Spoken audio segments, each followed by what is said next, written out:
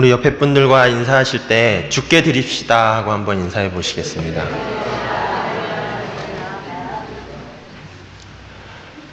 (1974년) 필리핀의 한 섬에서 오노다 히로라는 일본인이 발견되었습니다. 이 일본인이 발견된 후 전 일본 열도는 뜨겁게 열광하였습니다. 그 이유는 그가 바로 2차 세계대전 당시에 필리핀의 루방이라는 아주 작은 섬으로 파견된 군인이었기 때문입니다. 오노다가 일본을 떠나 루방섬에 배치된 것은 일본군의 폐색이 짙었던 1944년도의 일이었습니다. 그는 약 250여 명의 병사를 이끄는 일본군 장교였습니다. 루방섬에 도착한 후 미국군과의 첫 전투가 있었는데 그 전투에서 오노다는 부하 200명을 잃고 맙니다. 그리고 그를 비롯한 50명의 군인들만이 그 루방섬에 살아남았습니다. 남은 자들은 목숨을 부지하기 위해서 숨어 지내다가 산속으로 흩어지고 맙니다. 그러던 중 1945년 8월 15일 우리나라가 일본으로부터 독립하던 그날 일본은 무조건적인 항복을 선언하면서 모든 전쟁이 끝이 나고 맙니다. 미군은 필리핀 전역의 전단지를 살펴하며 일본군이 전쟁에 항복했으니 모든 군인들은 투항하라고 그렇게 소식을 전했고 오노다와 부하들도 그 전단을 보게 됩니다. 부하들은 즉시 투항하고 고국인 일본으로 돌아가죠. 하지만 오노다 히로는 그렇게 하지 않았습니다. 투항하지 않았고 그것을 미군이 보여주는 속임수라 그렇게 여기며 주저없이 더 깊은 필리핀의 정글로 숨어 들어갔습니다. 다음 해인 1946년에 오노다를 구하기 위해 투항했던 옛 부하들이 다시 필리핀으로 돌아와서 그를 찾아다니기 시작합니다. 정글을 찾아 돌아다니면서 속임수가 아니라 정말 전쟁이 끝났으니 어서 일본으로 돌아가자고 그를 설득합니다. 정글에서 그들의 외침을 들은 오노다는 그것이 부하들까지 매수한 미군의 속임수다라고 그렇게 굳게 믿으며 그것을 받아들이지 않았습니다. 오히려 정글 안에 있는 원주민 부락을 습격해서 그들을 무참하게 살인합니다. 이제는 국가 간의 문제로까지 번질 것을 염려해서 일본 정부까지 나서며 그의 가족을 필리핀으로 급파하여서 가족의 사진과 또 가족의 편지들까지 뿌리며 돌아올 것을 간절하게 그렇게 요청을 합니다. 하지만 그것마저도 그는 미군의 계략이라 그렇게 생각을 합니다. 결국 수많은 사람의 노력에도 불구하고 그는 일본의 패전 소식을 믿지 않았고 루방섬의 정글에 숨어서 항복하는 것을 거부하였습니다. 그러는 동안 그는 민간인과 정찰대 등 30여 명을 더 살해했습니다. 시간은 그렇게 흘렀고 종전 30년째인 1974년에 이르러서야 오노다는 한 일본인 탐험가에 의해 발견되게 됩니다. 탐험가는 그의 이야기에 흥미를 느끼고 직접 루방섬으로 찾아가서 그를 만납니다. 결국 침착하게 그동안 있었던 모든 일들을 자세하게 설명한 그 탐험가에 의해서 그는 일본의 패전과 항복 소식을 받아들입니다. 하지만 자신의 직속 상관인 그 옛 직속 상관의 명령 없이는 이 근무지를 이탈할 수 없다라는 그런 황당한 말을 하게 되죠. 결국 이 탐험가는 다시 일본으로 돌아가서 수소문 끝에 그 옛 직속 상관을 찾아 그를 데려가서 투항 명령서를 직접 그에게 전달해 줍니다. 그제서야 오노다는 30년 만에 투항하여서 루방섬을 떠나서 고국인 일본으로 돌아옵니다. 그때가 그의 나이 52세였습니다. 저 사진이 오노다 히로의 실제 모습입니다. 일본으로 돌아온 오노다 히로는 아주 열광적인 반응을 일으키며 마지막 황군이라는 그러한 별명을 일본에서 얻게 됩니다. 일본 국민들은 살아있는 일본 정신을 보았다. 그렇게 그를 영웅 중에 영웅으로 추대합니다.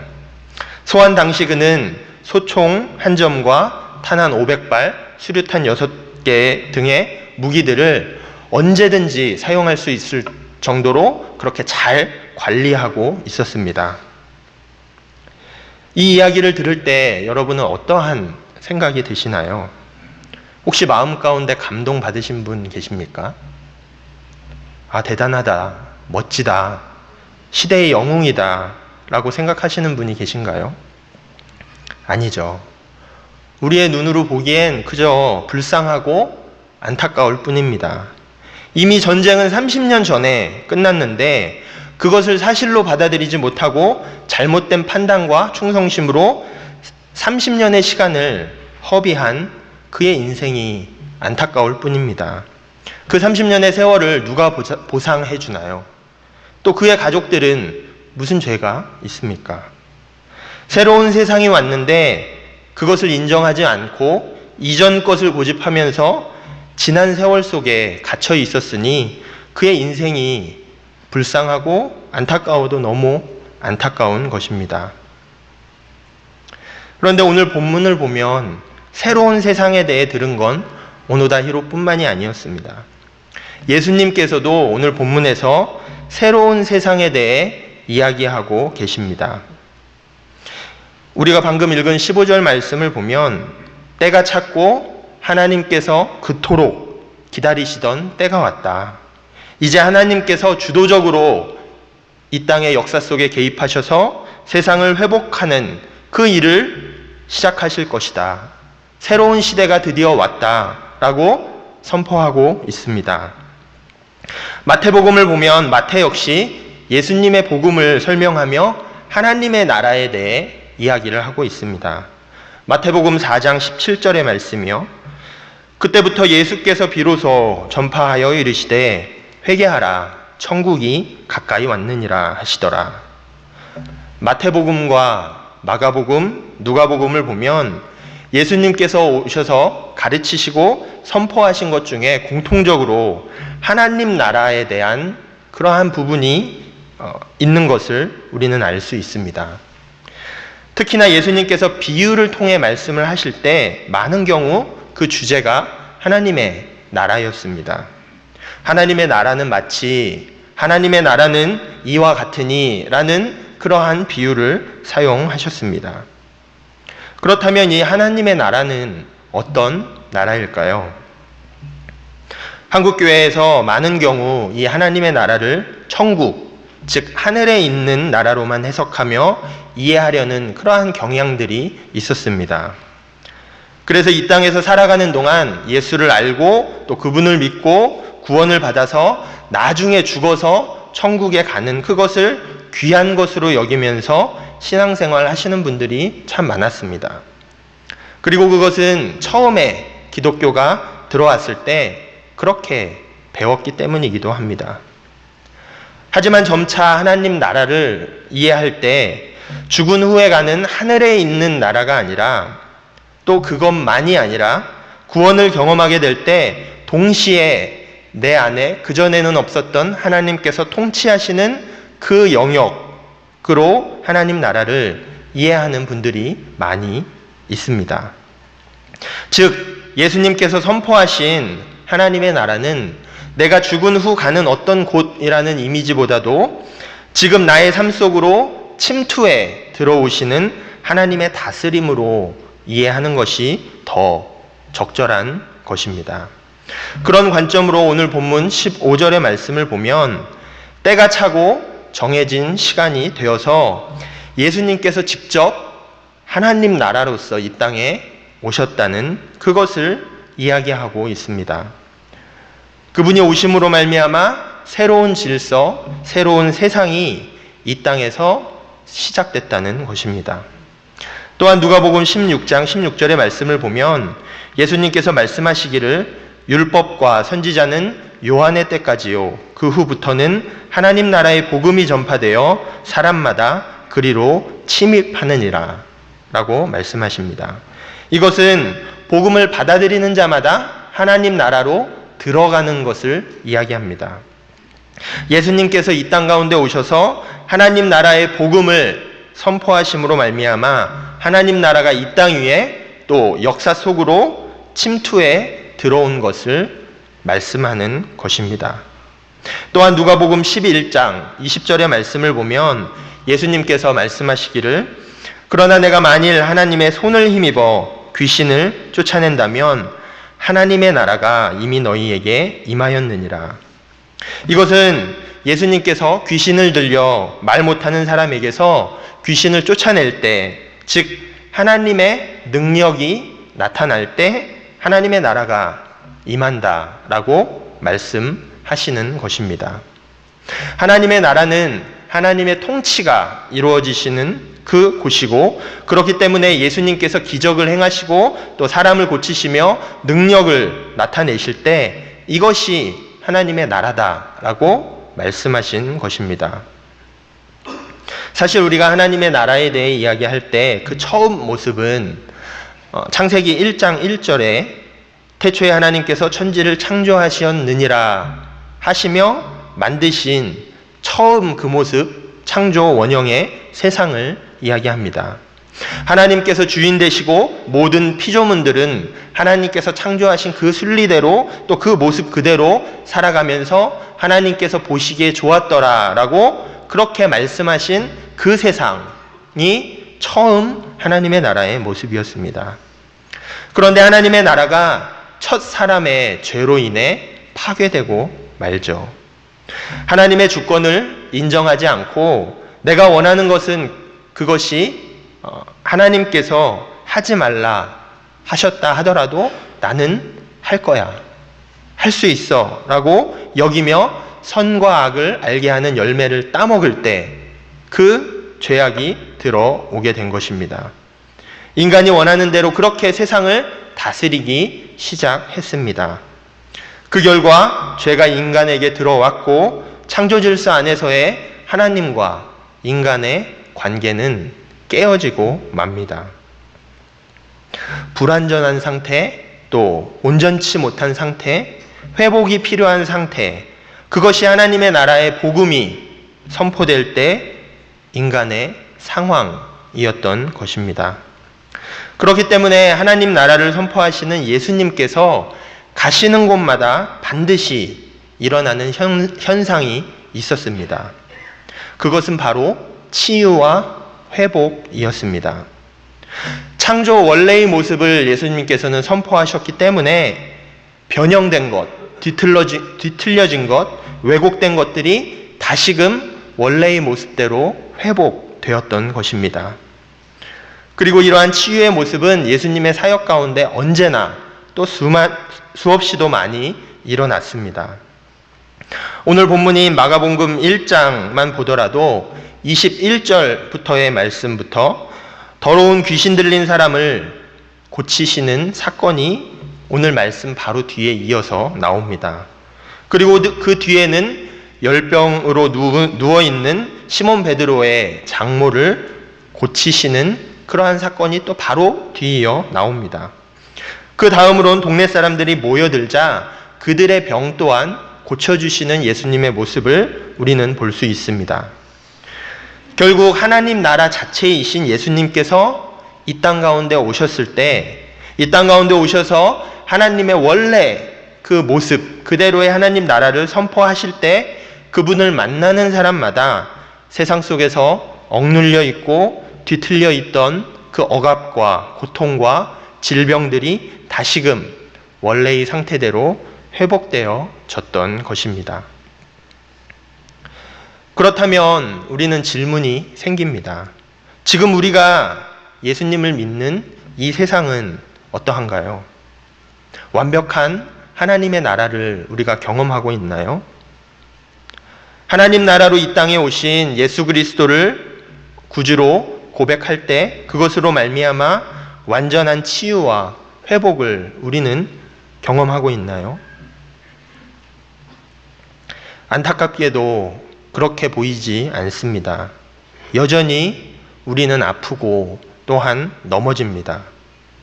마음으로는 거룩함을 갈망하고 거룩함을 향해 날마다 우리가 나아가길 원하지만 육신의 연약함으로 날마다 또한 실패를 경험합니다. 사탄의 세력은 여전히 우는 사자와 같이 믿는 우리를 넘어뜨리기 위해 달려듭니다.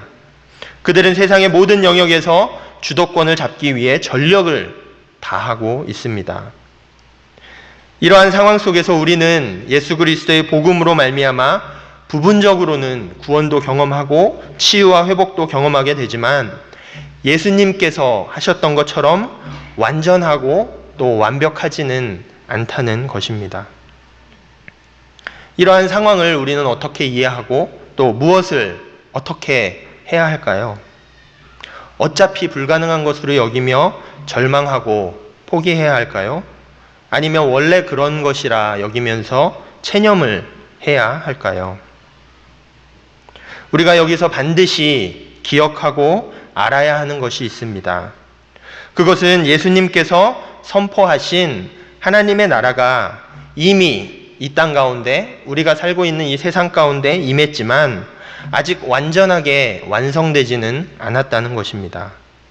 부분적이라는 것입니다.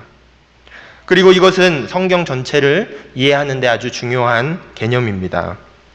하나님의 특별한 시간이 이르러서 예수 그리스도를 통해 하나님의 나라가 이 땅 가운데 친히 침투해 들어왔습니다.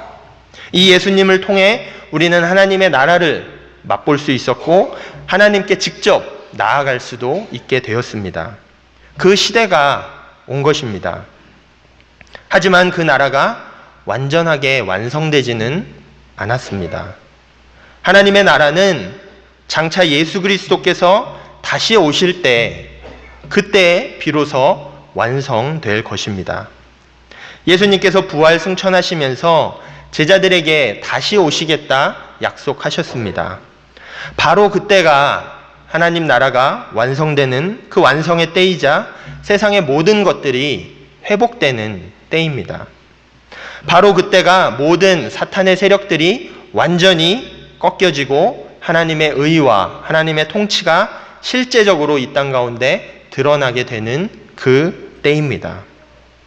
그러한 의미에서 앞으로 우리에게 다가올 하나님의 나라를 바로 이해하는 것은 너무나도 중요합니다.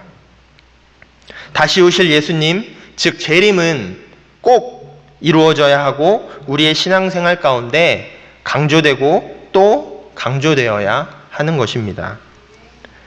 왜냐하면 그때가 와야만 아직 완성되지 않은 하나님의 나라가 완성되기 때문입니다. 그런데 그동안 이 재림을 잘못 이해해서 이 세상 가운데 도피하는 그러한 삶의 도피의 수단으로 사용하거나 예수님도 알지 못하셨던 그 시기와 때를 마음대로 정하고는 주변 사람들과 갈등을 일으키며 삶을 마비시키는 그러한 경우도 많이 있었습니다. 이러한 잘못된 이해 속에서는 혼란과 두려움만 가중될 뿐이죠. 그리고 재림에 대한 양극단을 보게 될 수밖에 없습니다. 그것은 시한부 종말론적인 그러한 개념에 빠지든지 아니면 재림을 아주 사소한 것으로 만들어버리고 마는 것입니다. 그래서 믿는 사람들조차 예수님의 재림을 기다리는 것이 아니라 언젠가는 막연히 이루어질 것 또는 아예 무관심한 경우로 그렇게 되는 그러한 일들이 많이 있습니다. 이 두 가지 모두가 잘못된 것입니다. 재림은 우리를 향한 그리고 이 땅을 향한 하나님의 계획 가운데 반드시 이루어져야 하는 것입니다. 그리고 그 자체가 희망의 메시지를 가지고 있습니다. 즉 예수님께서 이 땅 가운데 다시 오심으로 말미암아 잘못된 것들이 회복되고 정의가 회복되고 사랑이 회복되고 이 땅의 모든 만물이 회복되는 하나님 나라의 완성이 이루어지는 것입니다. 이미 임했지만 아직 완성되지 않은 하나님 나라의 그 중간지대를 우리는 살고 있습니다. 그 중간지대를 살고 있는 우리들은 어떻게 살아야 할까요? 고린도전서 15장 58절입니다. 그러므로 내 사랑하는 형제들아, 견실하며 흔들리지 말고 항상 주의 일에 더욱 힘쓰는 자들이 되라. 이는 너희 수고가 주 안에서 헛되지 않은 줄 알미라. 바울은 예수님의 부활과 또 장차 우리가 경험할 마지막 때의 몸의 부활에 대해 이야기하며 이 말을 전했습니다. 즉 하나님께서 우리에게 영원한 생명을 주실 것이니 지금 현재의 삶이 조금 힘들고 어려울지라도 때로는 악이 승리하는 것처럼 보일지라도 견실하며 흔들리지 말며 항상 주의 일에 힘쓰라고, 우리의 하는 일이 주님을 위해 하는 그 모든 일들이 헛되지 않다는 것을 하나님께서는 아신다고 격려하고 있는 것입니다. 그리고 이것은 또한 이미와 아직 사이의 시대를 살고 있는 우리에게도 동일합니다. 이미 최후의 승리는 예수님으로 말미암아 선포되었고 하나님 나라의 완성은 이루어질 것입니다. 그러니 그것을 믿고 이 땅 위에서 낙심하지 말고 포기하지 말고 더욱 힘을 내서 우리에게 맡겨준 일, 하나님께서 우리를 부르신 그 자리에서 최선을 다해 하나님의 나라가 이 땅에 이루어지도록 노력하라는 것입니다. 오스카 쿨만이라는 신학자가 쓴 그리스도의 시간이라는 그 책을 보면 이 개념을 쉽게 이해할 수 있는 이야기 하나가 나옵니다. 1944년에 유럽에서 아주 중요한 전투가 있었습니다. 그것은 2차 세계대전의 막을 내리게 한 바로 노르망디 상륙작전이었습니다. 오늘 설교의 PPT의 배경이 된 저 사진은 노르망디 상륙작전 당시에 연합군이 상륙하는 장면입니다. 노르망디 해변이 아주 길게 뻗어 있었는데 구역에 따라 여러 부대들이 투입되어서 작전을 수행하였습니다. 그 중에 한 곳이 오마하 해변이라는 그 곳이었습니다. 이곳에서의 전투 상황을 미국의 어떤 장교는 이렇게 표현했습니다. 이곳에는 이미 죽은 자와 또 곧 죽을 자들만이 있습니다. 그만큼 정말 치열한 전투가 벌어졌던 그러한 곳입니다. 독일군의 입장에서는 이 지역을 빼앗기면 보급선이 끊기기 때문에 사활을 걸고 지켜야 했던 지역이었습니다. 연합군 입장에서도 독일군을 저지하기 위해서는 반드시 이 지역을 탈환해야 했기 때문에 양쪽 모두가 그 지역을 두고 치열하게 전투를 벌였습니다. 그리고 결과는 연합군이 승리했습니다. 독일군도 자신들이 패배한 것을 알았고요. 연합군들도 자신들이 이긴 것을 알았습니다. 그런데 놀라운 것은 그 후에 프랑스에서 벌어진 일입니다. 노르망디 상륙작전이 성공했다라는 그 소식을 듣고 프랑스 사람들은 이제 살았구나, 이제 우리에게 자유가 있겠다 하며 안심을 했습니다. 그런데 상륙작전이 성공한 후에도 바로 독립이 일어나지 않고 프랑스는 여전히 나치 독일의 점령 아래에 있게 된 것입니다. 무려 1년 동안 말이죠. 1945년, 즉 1년이 지난 후에야 드골 장군이 프랑스의 개선문을 통해 들어오면서 비로소 프랑스 국민들은 나치 독일의 억압으로부터 자유를 맛볼 수 있게 되었습니다. 이 노르망디 상륙작전과 드골 장군의 그 개선문 입장 사이에 1년이라는 시간 동안 프랑스에는 두 부류의 사람들이 나타났습니다. 레지스탕스라 불리는 부류의 사람과 꼴라보라 불리는 부류의 사람들이었습니다. 레지스탕스는 우리말로 하면 독립군입니다. 이들은 독립군을 조직해서 독일군과 1년 동안 치열하게 싸웠습니다. 이들은 자신이 있었습니다. 독일군은 노르망디 상륙작전을 통해 이미 전쟁에 진 것이 확실하다라고 믿었기 때문입니다. 그런데 아직도 프랑스 안에서 그들의 영향력을 행사하고 있으니까 그들을 위해 그들을 몰아내기 위해 최선을 다해 전력을 다해 대항한 것입니다. 또 한 부류의 사람들이죠. 콜라보라 불리는, 영어로는 콜라보레이터, 즉 부역자들, 협력자들이라는 그 뜻입니다. 그들에게는 그동안 누렸던 기득권이 있었는데 그것은 바로 나치 독일에 협력했기 때문에 그것으로부터 얻게 된 기득권이었습니다. 그들은 독일이 아직 프랑스를 점령하고 있는 동안 어떻게 해서든지 조금 더 이익을 얻으려고 그렇게 노력을 했습니다. 그래서 더욱 적극적으로 마지막까지 나치에 협력을 하죠. 그 기간 동안은 프랑스 안에는 프랑스 사람들, 레지스탕스, 콜라보, 또 나치 독일, 이 모든 부류의 사람이 함께 존재했던 것입니다. 레지스탕스는 힘든 상황 속에서도 힘을 내서 독일과 싸웠고 결국 프랑스는 전쟁에서 승리하고 독일을 몰아내게 됩니다.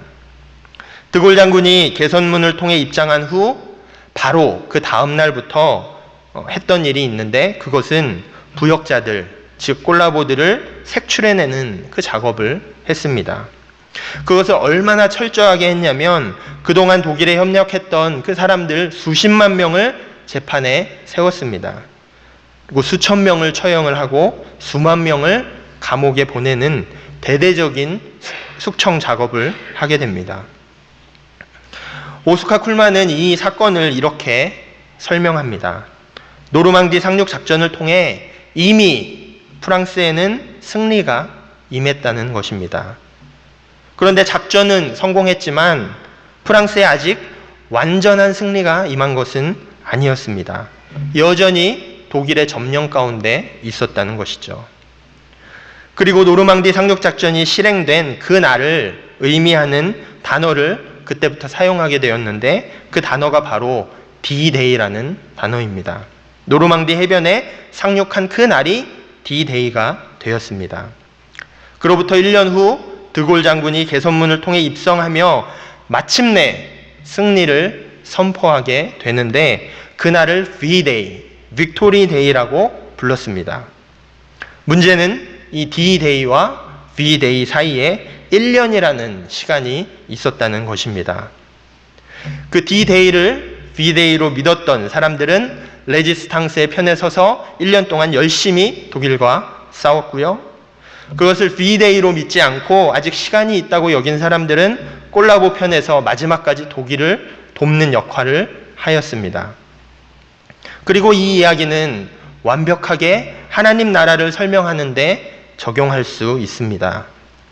하나님의 나라는 예수 그리스도께서 이 땅에 오심으로 그 D-Day에 예수 그리스도와 함께 이 땅에 시작되었습니다. 그런데 그것은 아직 완성되지 않았고 여전히 흑암의 권세가 이 땅 가운데 우리와 함께 있고 우리를 지배하려고 한다는 것입니다. 하지만 기쁜 소식은 예수 그리스도께서 다시 오실 것이고 그때에 비로소 V-Day, 빅토리 데이는 선포되고 하나님의 나라는 완성될 것이라는 것입니다. 나치 독일에 대항했던 레지스탕스는 승리의 그날에 환호했습니다. 협력하였던 콜라보들은 처형을 당했습니다. 어느 편에 서서 싸웠느냐에 따라 그들의 운명은 영원히 바뀌게 된 것입니다. 그렇다면 여러분에게 주어진 남은 인생을 어떻게 살아가시겠습니까? 살아가다 보면 믿음으로 말씀을 붙잡고 하나님 편에 서서 끝까지 살아가는 것이 불가능해 보일 때가 있습니다. 적당히 타협하며 이 땅의 권세와 불의함 가운데 묻어가는 것이 편하고 쉬워 보입니다. 또 실제로 그렇게 살 때 눈에 보이는 이익이 생기기도 합니다. 하지만 그때 우리가 반드시 기억해야 하는 것은 예수 그리스도께서는 다시 오시고 하나님의 나라는 반드시 완성될 것이라는 것입니다. 바라기는 하나님의 편에 선 믿음의 레지스탕스들이 되시기를 간절히 바랍니다. 이미 주어진 그 승리를 우리가 믿고 하나님의 나라가 완성될 때까지 죄와 싸우고 악에 대항하여 싸우시기를 간절히 바랍니다. 우리의 이웃이 예수님께서 선포하신 하나님의 나라를 부분적으로나마 맛볼 수 있도록 복음을 전하고 사랑을 베푸는 일에 최선을 다하시기를 바랍니다. 승리는 이미 선포되었고 하나님의 나라는 완성될 것입니다. 또한 그것을 믿을 때 불완전한 이 세상 속에서 주 예수여 어서 오시옵소서 간절히 고백하며 예수 그리스도의 다시 오심을 우리는 누구보다 간절히 구할 수밖에 없게 됩니다. 오늘 이 말씀 붙잡고 우리가 한 주를 살아가실 때 성령님 나를 붙잡아 주시옵소서. 이 불확실한 세상 속에서 오직 주님만이 나에게 확실함을 주시옵소서. 나를 만져주시고 이 깨어지고 뒤틀린 나의 상한 모습을 회복시켜 주시옵소서. 이렇게 고백하며 겸손히 하지만 담대하게 한 주 살아나가시는 주 안의 성도님들 되시기를 주님의 이름으로 간절히 축원합니다. 다 같이 기도하시겠습니다. 사랑과 능력의 하나님, 오늘 이 시간을 통하여서 우리로 하여금 다시금 하나님의 나라를 기억하게 하여 주시고 또한 깨닫게 하여 주시니 감사를 드립니다. 이미 오신 하나님의 나라와 또 아직 임하지 않은 하나님 나라의 완성을 살아가는 우리가 온전히 예수 그리스도를 우리의 주님으로 붙잡고 그 승리를 믿으며 하루하루 말씀 붙잡고 또한 악에 대항하여 죄에 대항하여 또 사랑을 실천하며 살아나가는 우리 모두 될 수 있도록 주님 인도하여 주시옵소서. 감사를 드리며 예수 그리스도의 이름으로 간절히 기도드립니다.